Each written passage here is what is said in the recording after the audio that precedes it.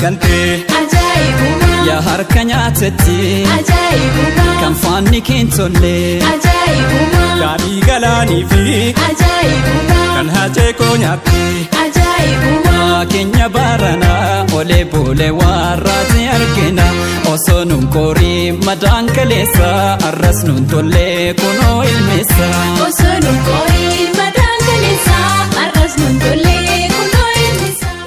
Harka fuunee daawwattoota keenya kan daawwachaa jirtan kun YouTube Isaaq Zeenuuti. Warri maatii keenyan taane subscribe gochuudhaan maatii kiyya ta'a.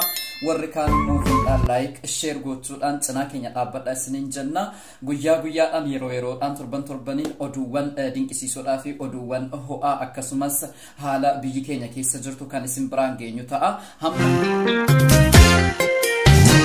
Nu keenya jennee si amannee harka siif rukunnee wayo hammeenyummaan kee daangaa dabarraan kunoo argine wayo qeerroo fi qarree lubbuutti dhabdee boojuu si baafnaan wayo hidhaaf ajjechaa maqaa nuuf laattee shoror keessummaan wayo mukti qottoo baara mukarraa jitee ofumaa muree sanyii saafitee Sila sormi ormumaan beekamaa biraa diinomee kanaan maal jenna gadaa dhiiggee gaadee doofilattee hayyuu Oromoo hidhaatti naqdee duris naftanyaan takkaanuun tollee lugaasaan baanee badaanaan olee biraan saatu yoo mudiinni diinaa tokkummaan kaanee biyyaa shabaabna tokkummaan kaanee biyyaa shabaabna tokkummaan kaanee biyyaa shabaabna.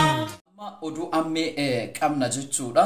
Egaa TPLF Maqaleedhaa kaatee hanga Finfinneetti to'achuutti jirti. Biyyoottan 13 ol to'ataniiti jiru jechuudha kan Itoophiyaa amma Abiyyiin jalatti bultu. Biyyoottan kana keessa biyyoottan hedduu Dasee akkasumallee Waboon Kamisee guutummaan guutuutti Walloo guutummaan guutuutti jechuun ni danda'ama.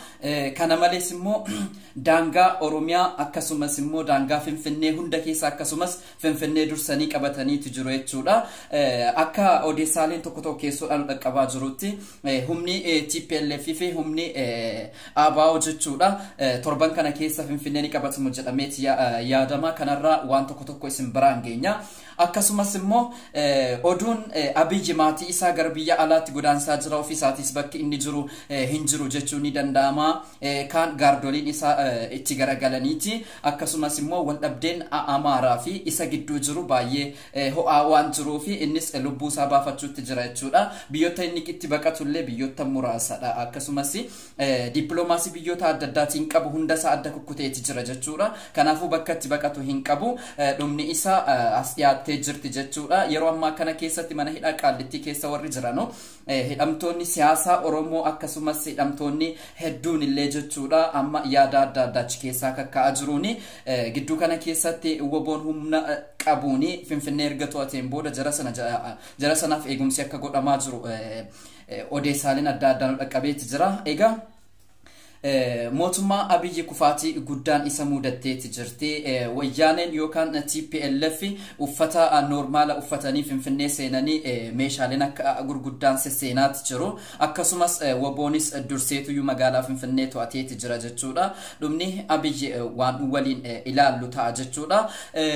Ergamtoonni isaa kanneen akka Addisuu Araggaa halkan tokko keessatti sodaa hamaa keessa galanii halkan tokko keessatti hirribni isaan dide amma poostii akka waan injifannoo raayyaa ittisa biyyaa injifannoo galmeesseetti kan isaan gabaasaa jiranu. Kunumti kan hin beekne iyyuu barsiisuu danda'a jechuudha. Kufaatiin isaanii hammam akka itti ariifataa jiru jechuudha.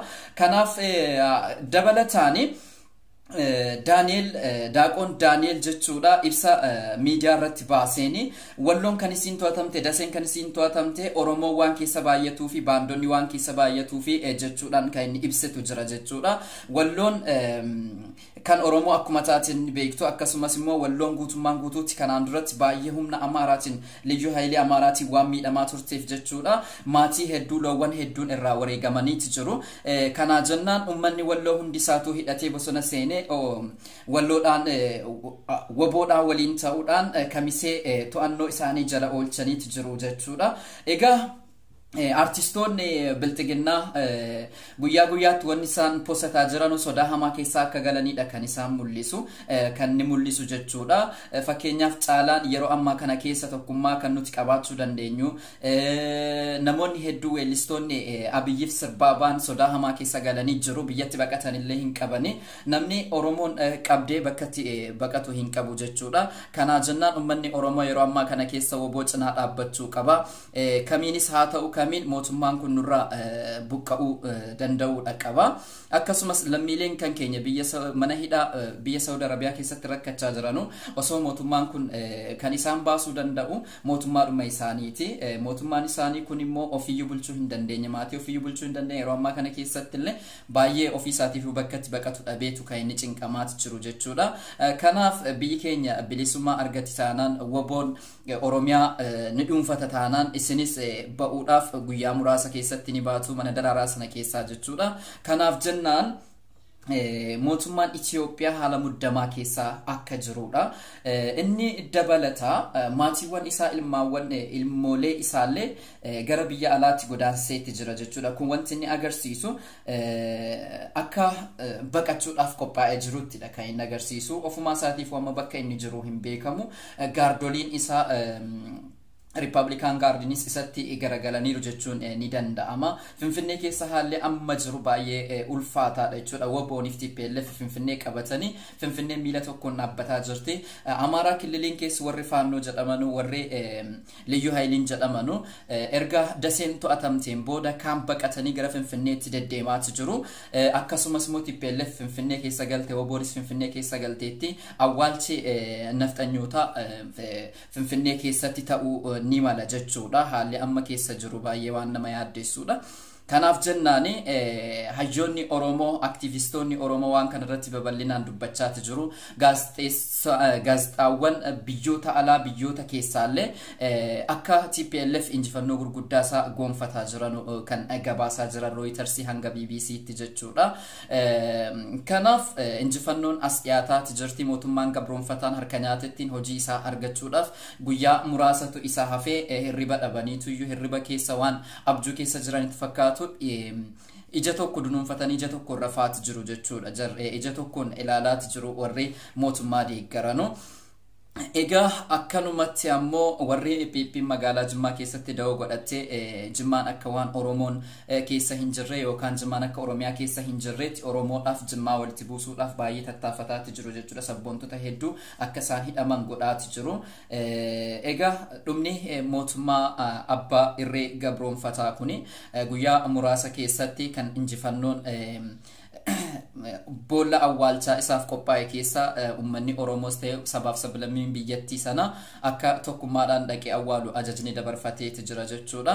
Egaa kanumaan wal qabate daseen guutummaan guutuutti to'annoo TPLF jala akkuma galteen walloon illee kamiseen illee woboo jala akka galteedha kan himamaa jiru. Akkasumas daangaa Oromiyaa mara keessatti Finfinnee keessatti daangaa Finfinnee hunda woboon marsanii yeroo muraasa kana keessa guyyaa muraasa kana keessa lolli jabaan isaanii banama jedhameeti kan eegamaa jiru jechuudha. Yeroo ammaa kana keessa ummanni Oromoo hundi woboo cinaa dhaabbachuu danda'uudha qaba. Waliigalteen wobooniif TPLF gidduu jiru injifannoo guddaa gonfataati jiru. Waraanni amma TPLF wajjin waliigalee dasee qabatee woboo wajjin waliigalteedha waan ta'eef waraanni jaraa wal keessa jira. Egaa injifannoodhaan galuun yeroo dhiyoo kanatti kanaaf mootummaan abbaa irree kun bakka itti galu dhabeeti jira. Keessatti ammoo weellistoota Oromoo warra mootummaa kana jalatti hiriiraa jiranu sodaa hamaa keessa galaniiti jiru. Kanneen akka Caalaa Bultumee, kanneen akka Saaliyaa, kanneen akka Tafarii, Bohaaraan illee namoonni hedduun sodaa hamaa keessa gaggalaniiti jiru jechuudha. Finfinnee keessa wanti jiru haala muddamaadha.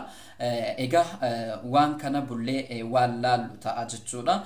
Kanaafuu warri maatii kiyyan taane subscribe gochuudhaan maatii kiyya ta'a waan na daawwattaniif guddaa galatooma. Oduuwwan ammee miidiyaa irraa isaa ta'u haala biyya keessaa qorannee isin biraan keenya an Isaaq Zeenuuti guddaa galatooma.